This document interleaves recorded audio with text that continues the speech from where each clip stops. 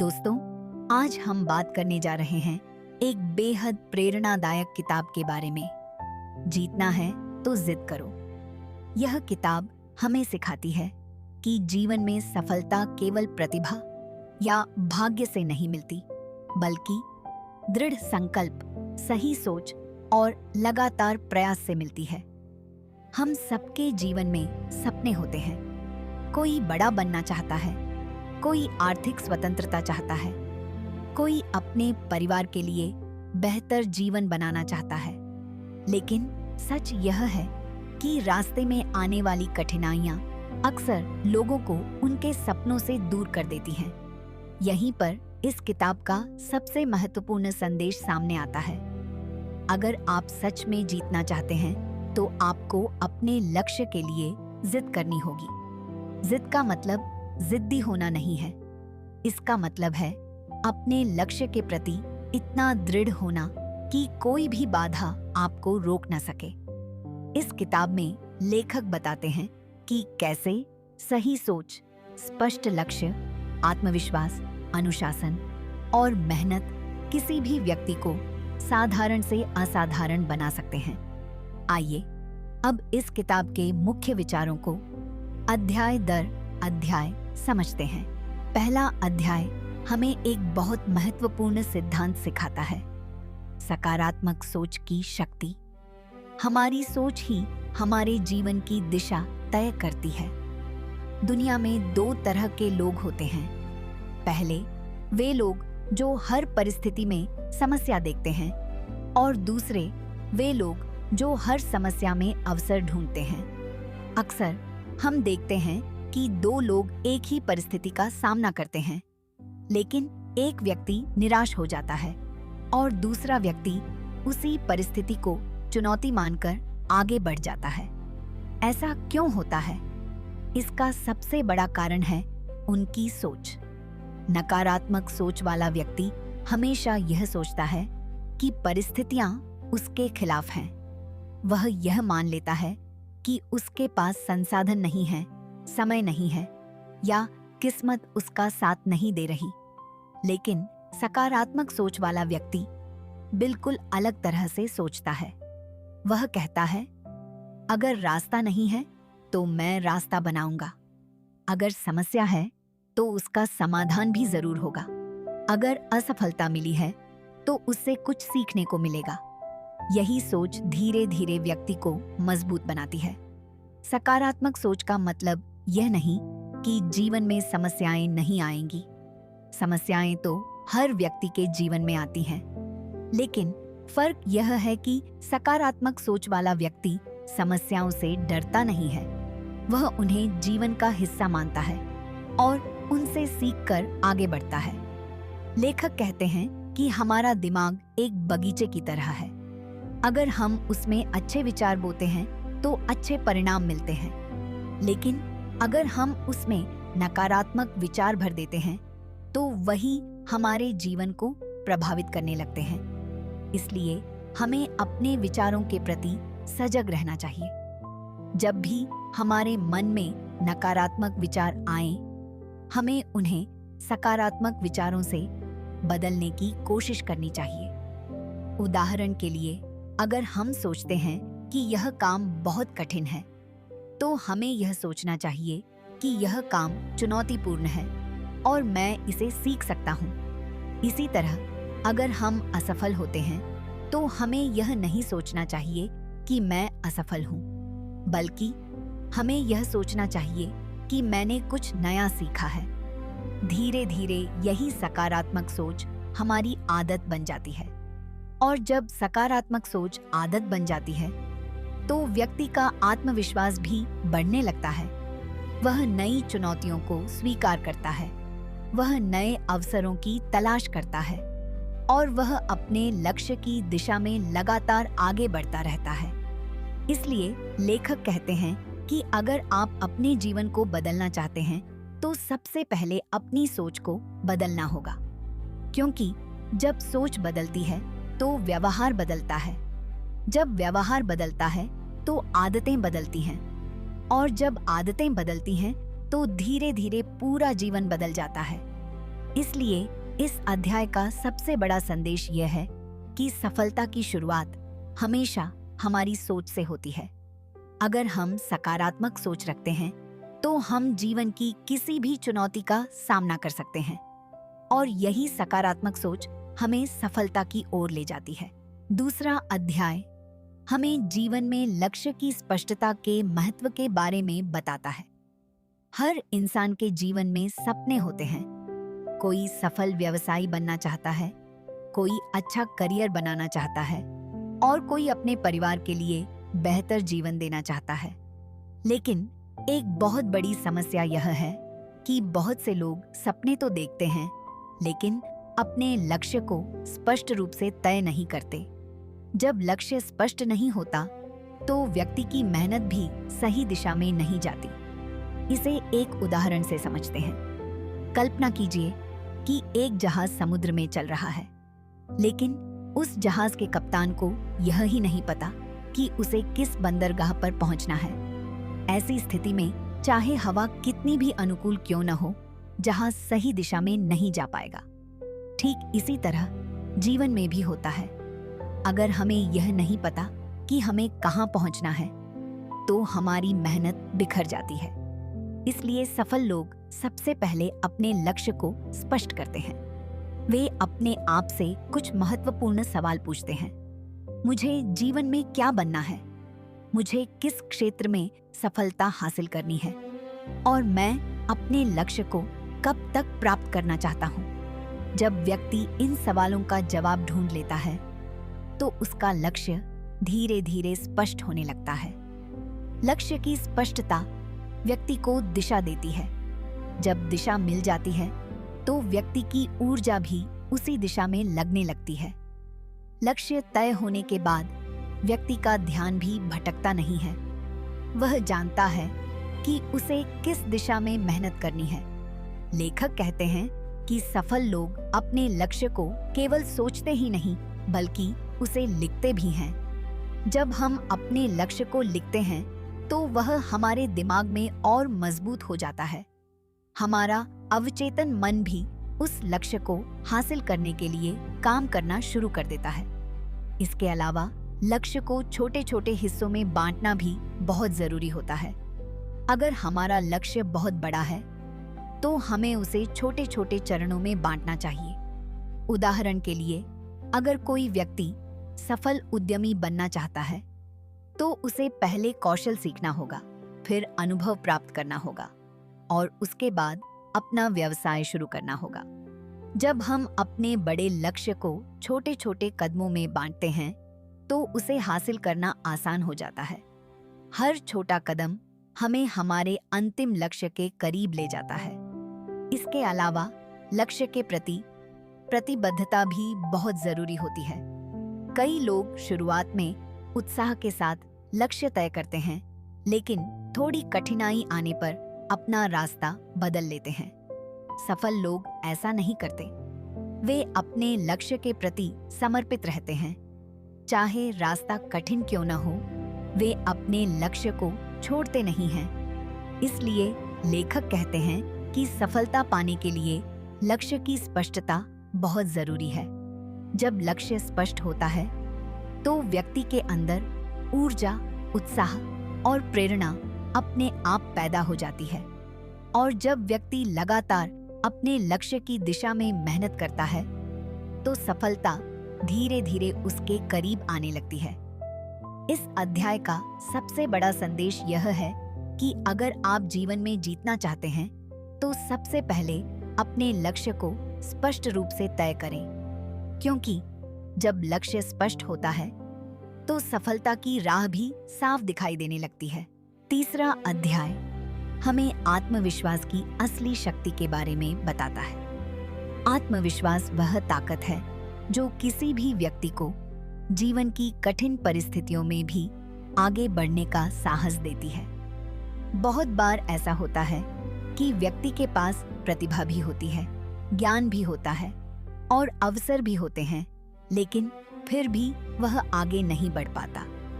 इसका सबसे बड़ा कारण होता है आत्मविश्वास की कमी। अगर किसी व्यक्ति को खुद पर भरोसा नहीं होता तो वह अपने ही सपनों को पूरा करने से पहले हार मान लेता है। दूसरी ओर, जब किसी व्यक्ति के अंदर आत्मविश्वास होता है तो वह कठिन से कठिन परिस्थितियों का भी सामना कर सकता है। आत्मविश्वास का मतलब यह नहीं है कि हमें सब कुछ आता है या हम कभी गलती नहीं करेंगे। आत्मविश्वास का असली मतलब है यह विश्वास कि हम सीख सकते हैं, आगे बढ़ सकते हैं और अपनी गलतियों को सुधार सकते हैं।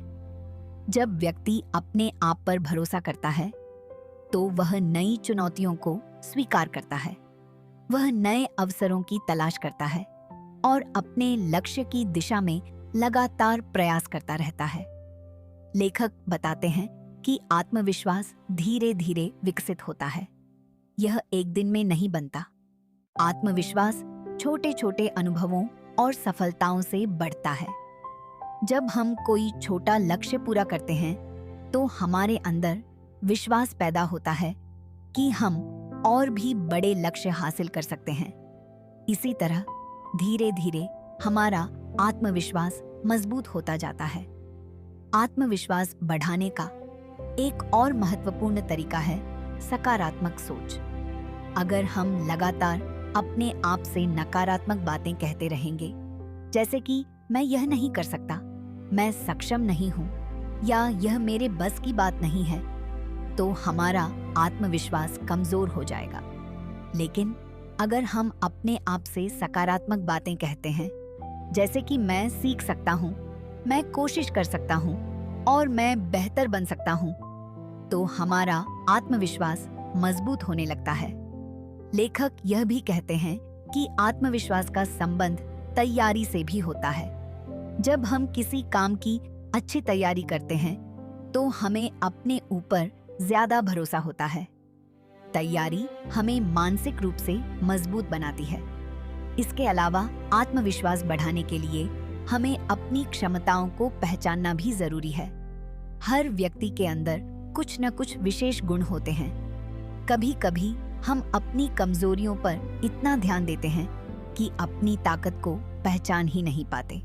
लेकिन जब हम अपनी ताकत को पहचानते हैं और उसका सही उपयोग करते हैं तो हमारा आत्मविश्वास अपने आप बढ़ने लगता है। आत्मविश्वास हमें केवल व्यक्तिगत सफलता ही नहीं देता, बल्कि यह हमें दूसरों के लिए प्रेरणा भी बनाता है।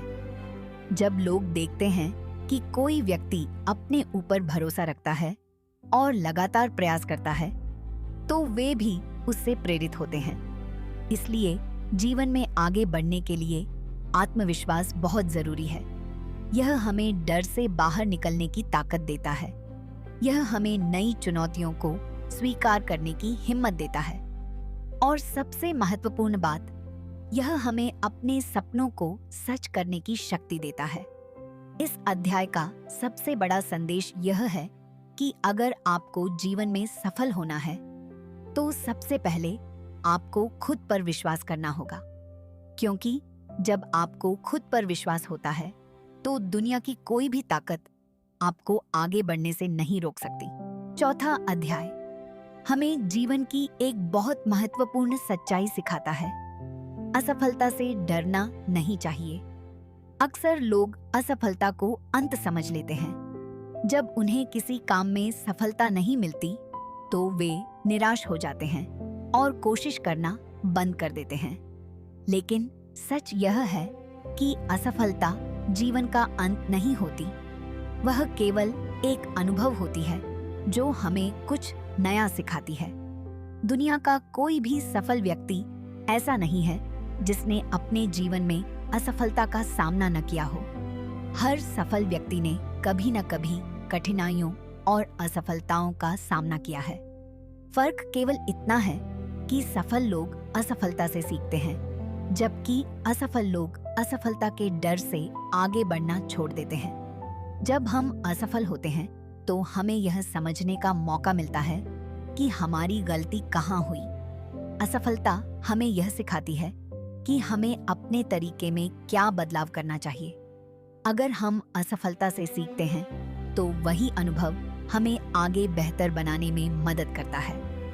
लेखक कहते हैं कि असफलता को नकारात्मक नजरिए से नहीं देखना चाहिए, बल्कि उसे सीखने और सुधारने का अवसर समझना चाहिए।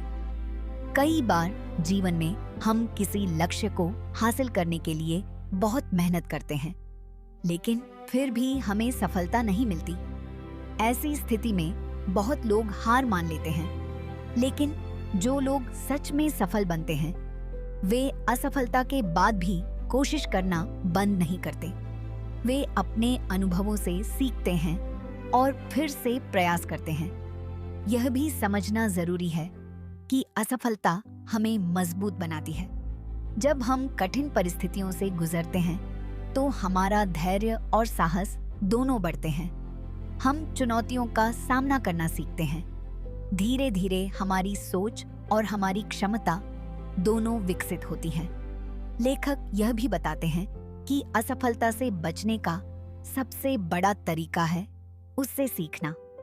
अगर हम अपनी गलतियों को समझकर उन्हें सुधारते हैं, तो अगली बार हमारे सफल होने की संभावना और भी बढ़ जाती है। इसलिए असफलता को कभी भी शर्म या डर की तरह नहीं देखना चाहिए, बल्कि उसे एक शिक्षक की तरह देखना चाहिए, क्योंकि असफलता हमें वही सिखाती है जो सफलता कभी नहीं सिखा सकती। अंत में इस अध्याय का सबसे बड़ा संदेश यह है कि असफलता से घबराने के बजाय उससे सीखना चाहिए। जब हम असफलता को सीखने का अवसर मानते हैं, तो वही असफलता हमें सफलता के और करीब ले जाती है।